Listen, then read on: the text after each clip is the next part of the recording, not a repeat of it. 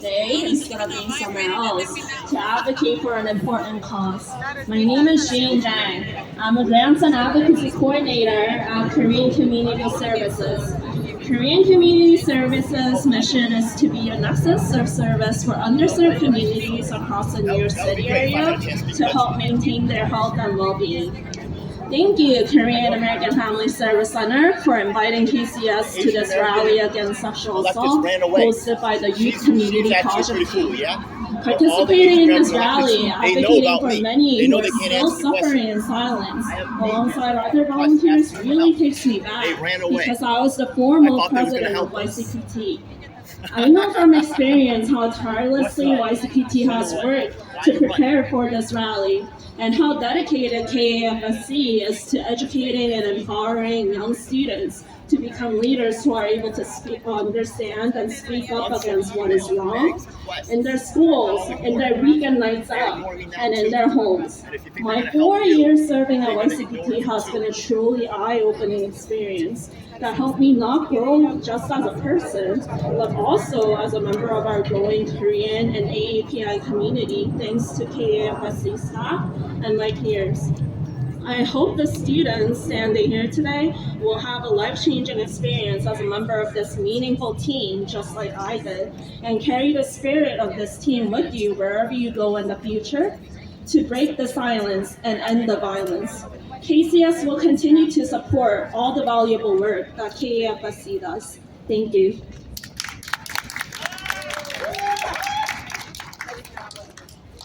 Thank you. We'll now welcome Violence Intervention Program, Jennifer Diaz.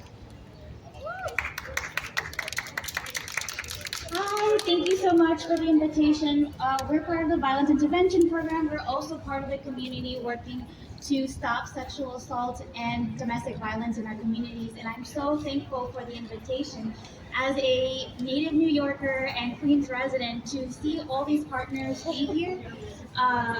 To talk to all the American communities and all how big Queens is. It's great to know that we're all standing together to fight sexual assault, domestic violence, and gender-based violence in our communities with our own specialty and conversations with our communities. And it's important that we highlight the work in order to end sexual violence and the importance of being here. And I want to thank everyone, and let's end sexual violence going forward.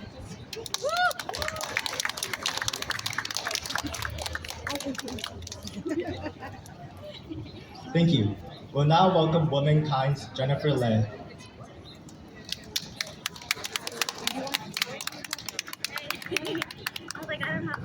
Hi, good morning everyone. My name is Jennifer. I am the Manager of Community Education and Outreach.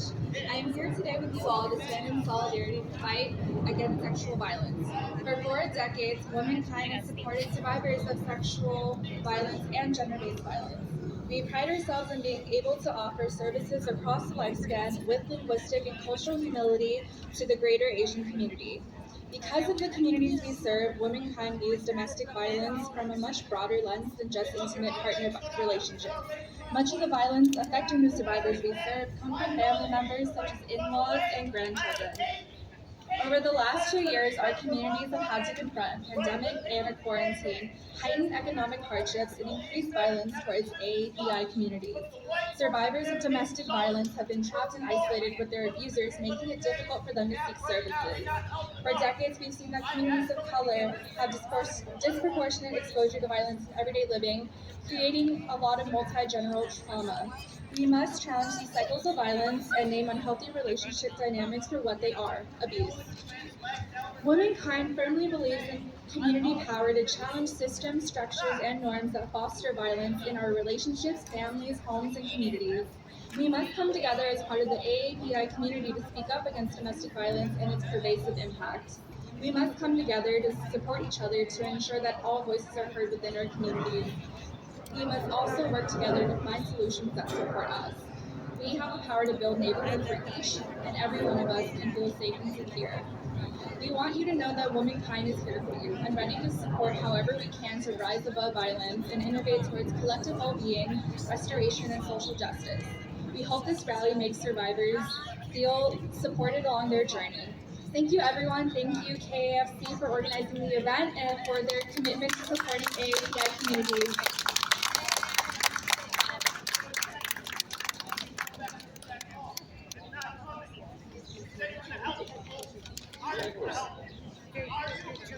Thank you.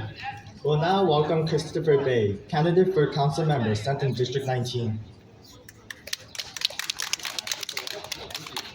Good morning, folks. My name is Christopher Bay, and I'm running for City Council District 19.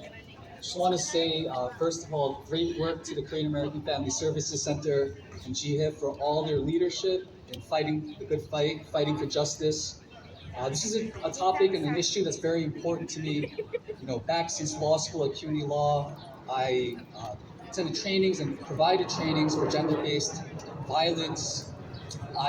Korean American Family Services Center has also been focal point in the community. I previously participated in their mentor-mentee program. So I just know how much of an impact they are making in the community. I just want everyone to know that I stand in solidarity to break the silence, to end the violence. Thank you.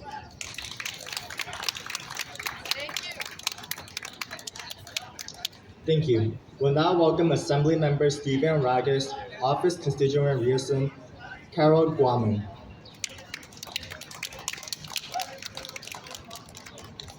Hi everyone.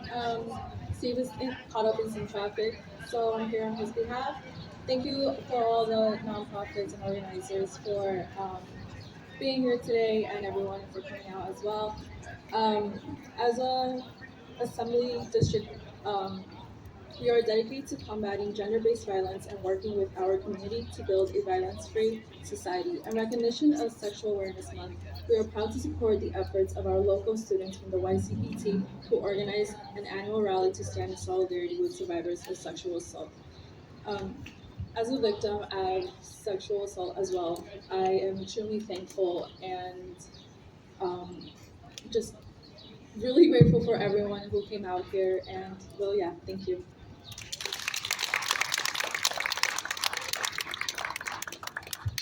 Thank you. And up next, we have our skit and poetry team. They have worked really hard to prepare a performance that emphasizes how each and every one of us can advocate for social change, educate our community, and empower survivors of sexual assault. We'll now, we'll now for everyone to step down the stairs for our next programming. Our first skit depicts stalking, a crime in which the seriousness is often disregarded. Through this skit, we hope to show the signs and dangers of stalking and to provide resources for how to take action.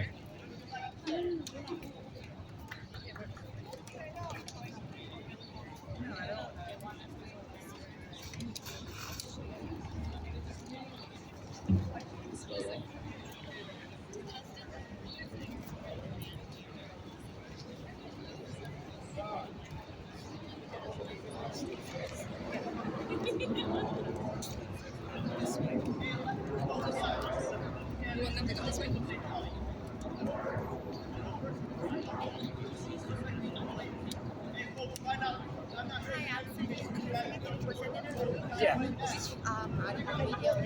I'm on Twitter. I'm on Twitter. Twitter. Yeah. Just check on Twitter. You can just. Yeah. No problem. Hey, welcome. No problem. Just search his Twitter tag and you'll see it. You see it. All right. Hey, welcome. Mia has become a victim of stalking by her ex-partner and is experiencing a number of disruptive psychological consequences in her daily life. She feels significant fear and has safety concerns when traveling to and from school, and it soon becomes difficult for her to sleep at night, making her listless throughout the day, which takes a toll on her grades. Feeling as though she no longer has control over her life, she loses interest in her hobbies and constantly feels hopeless.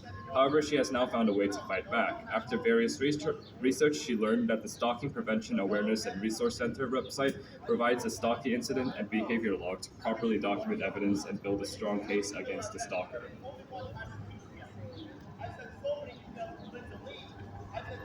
Mia is walking home from school when she notices her stalker following her. She looks back multiple times, and with each glance, she becomes more and more anxious. She sees someone ahead and asks for help. Mia tells the passerby that she is being followed and would like to walk together for a bit until the stalker goes away. Graciously, the passerby believes Mia and offers to walk her home to make sure she is safe. This deters the stalker for the time being. When she returns home, she makes sure to document the incident into her log, along with the time, location, and the passerby's contact information, who kindly agreed to be noted as a witness. The following day, Mia is getting ready to head to school when she receives nonstop calls and messages from her stalker. As she takes screenshots of her call history and messages to add them to her log, she notices that the messages contain threats of sexual violence. Shaken by the messages, she asks her parents to drive her to school that day. As she enters the classroom, she spots a present, an envelope on her desk.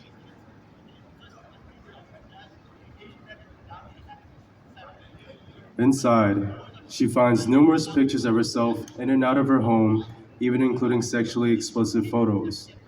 There is a note from her ex-partner that reads, "I love you, Mia. Be my girlfriend again or else I will kill myself and share these photos online."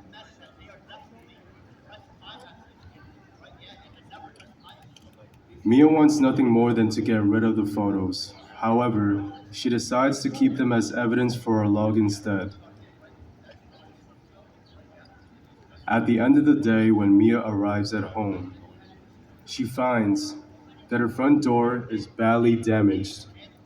Startled, she decides to photograph it for evidence and calls her parents.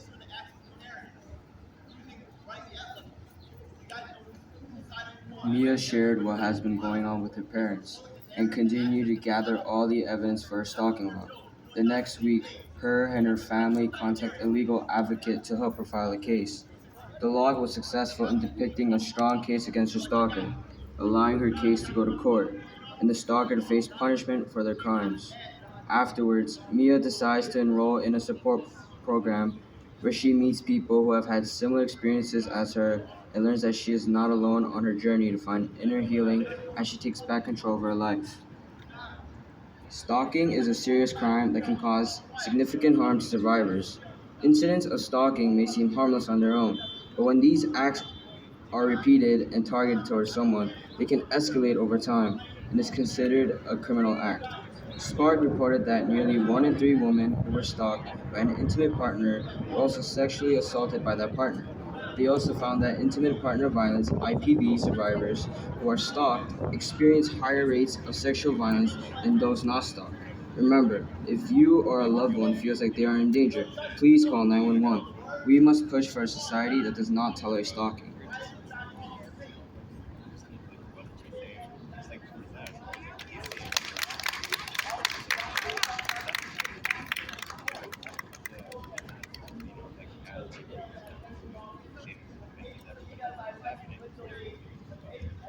One out of 6, a fraction that shouldn't exist. Yet people of all ages, races, and sexes have the possibility to be part of the mix. In the midst of the day, one may walk, but not without fright of those that stalk. Why should I be afraid to walk alone at night when strolling along the street is a basic right? Why should I be afraid to go to the subway when all I want to do is get through my day? The First Amendment is our freedom to express, from sweaters to scrubs or outfits to impress. I shouldn't have to worry about how I dress. People group and make their voices loud. They stand up and speak proud. No means no, and that is the way it should go.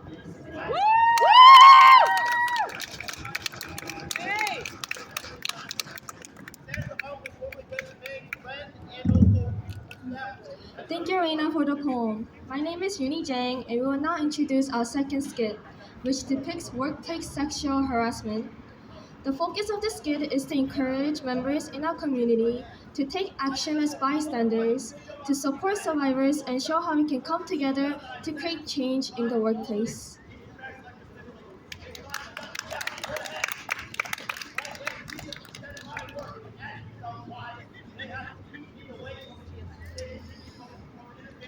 Mark is a high school student who works part-time at a restaurant.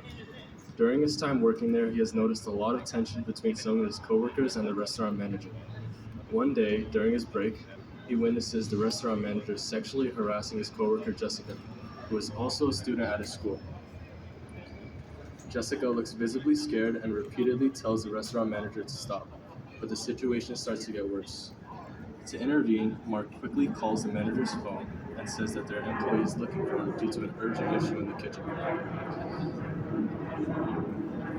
After the restaurant manager leaves, Mark walks in on Jessica crying and asks if she is comfortable telling him about what happened. Jessica expresses that she has been experiencing ongoing sexual harassment, and the restaurant manager threatens to fire her if she goes against it. This has also taken a big toll on her mental health. She fears going to work every day and experiences anxiety attacks frequently, but she cannot afford to lose her job due to her family's financial situation.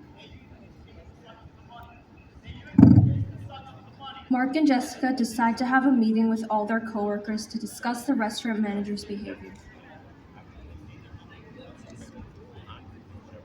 During the meeting, Jessica shares her experiences, which encourages several other employees to speak up about the harassment they've also faced from the restaurant manager.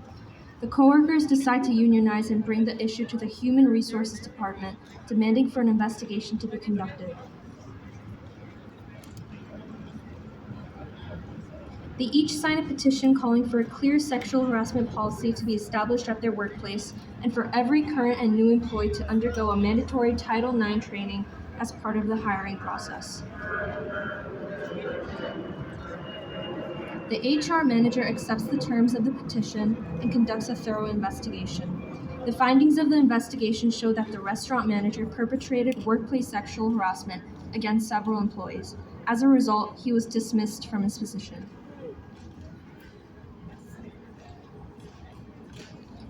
Sexual harassment in the workplace is hardly talked about, but it is happening. According to the National Sexual Violence Resource Center, 60% of women say they have experienced unwanted sexual attention, sexual coercion, sexually crude conduct, or sexist comments in the workplace. However, over 85% of people who experience sexual harassment never file a formal legal charge, and approximately 70% of employees never even complain internally. These numbers show that we must create environments where survivors feel safe to report these criminal acts and will be met with support and understanding. Reporting sexual harassment can be difficult and an emotional process. However, it's important to know that help is available and survivors don't have to suffer in silence. If you see something, say something. By speaking up against sexual harassment, you can take the first step towards creating a safer workplace for everyone. Remember, we all deserve to be treated with respect and dignity, and there are people who are ready and willing to support you when you need it the most. Thank you.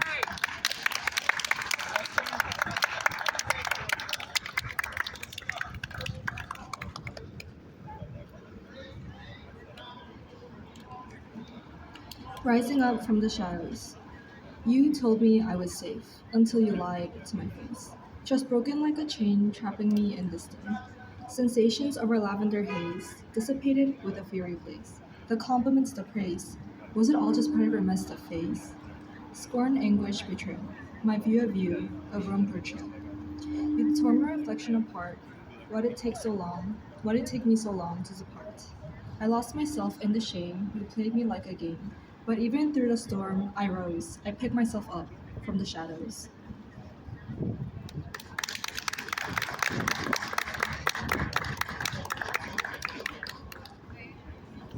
Thank you, Hanmin, for the poem. My name is Ryan Cho, and we will now present our third and final skit, depicting intimate partner violence and sexual assault. In this skit, we will convey the significance of community as a whole, safe space for survivors, and also highlight some of the barriers that immigrants might face.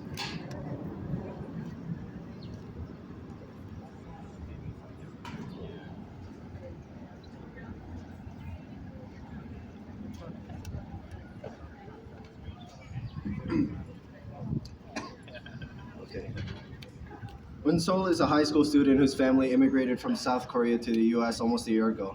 She had a hard time adjusting to the new culture and making friends, but now she is 2 months into her first relationship with another student at her school. Their relationship started off great at first, but as time went on, she noticed that her partner would disrespect her boundaries and pressure her into doing sexual activities that she was not comfortable with. Whenever Unsol tried to spend time with her friends and family, her partner would get angry and threaten to leave her. This put a strain on her relationship and left her isolated from those around her. Although her partner makes her feel awful at times, she has little to no support as an immigrant in a new country and fears being completely alone.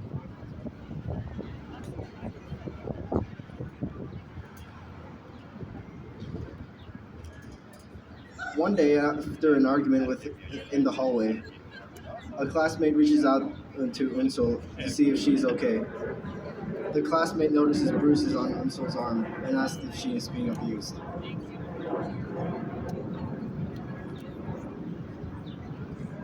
It is difficult for Unsol to talk about what she has experienced, but her classmate is patient and tells her to take all the time she needs. They decide to use a translating app throughout the conversation for contextual support. After hearing her story, the classmate thanks Unsol for having the courage to share this. They explain that Unsol was sexually assaulted and abused, while emphasizing that what happened to her was not her fault. Unsol was shocked to hear this, but appreciated that the classmate not only listened to her, but believed her as well. They offered to go with Unsol to speak with a school counselor about the situation. Now aware of the situation, the counselor assures Unsol that they will meet with her weekly to provide support as they proceed with an investigation. By the end of the school day, the classmate checks up on Unsol and explains that they are a member of the Youth Community Project Team, YCPT, which is a group of high school students who are dedicated to spreading awareness about gender-based violence and building healthy relationships. The classmate thinks that it could be a healthy space for Unsol and encourages her to come to the meeting after school. Unsol decides to join MyCPT and finally feels a sense of connection, belonging, and support among the community. She now dedicates her free time to supporting survivors like herself and making a difference in her community. Thank you.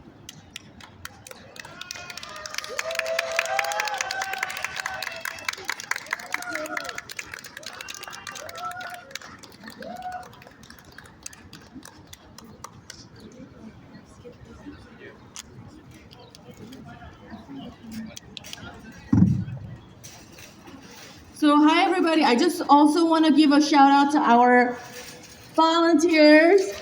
So these youth volunteers will become the adult volunteers. Thank you for modeling for them. This is my honor to present Assembly Member Raga.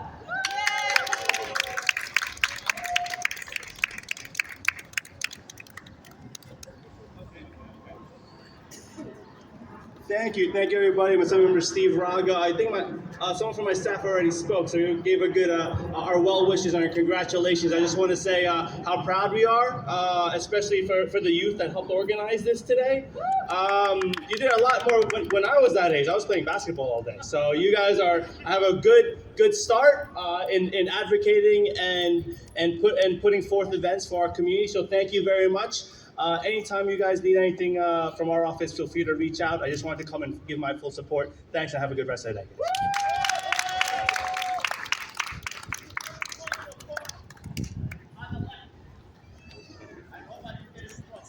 I can hear the righteous. I sing with my heart as it starts to beat, threatening to jump out. I can hear it resounding. I sing loud and clear for everyone to hear. The sun shines bright. No need to fear the wandering shadows. I can hear the righteous. I sing for myself, for those afraid and those who were, for them to know we hear and will be heard. Never hold your peace, our truth will be known as the melodies resonate for all those who are in need.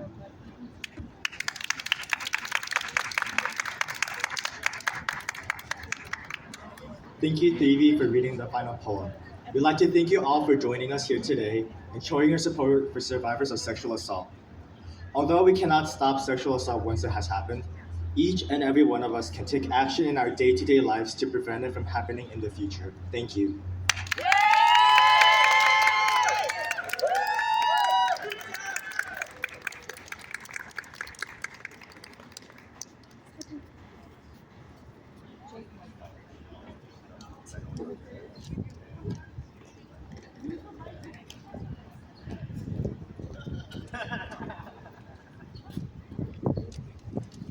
It's over? It's over? All right, cool. We're gonna do a group photo with YCPT kids. Great job, guys. Thank you, thank you.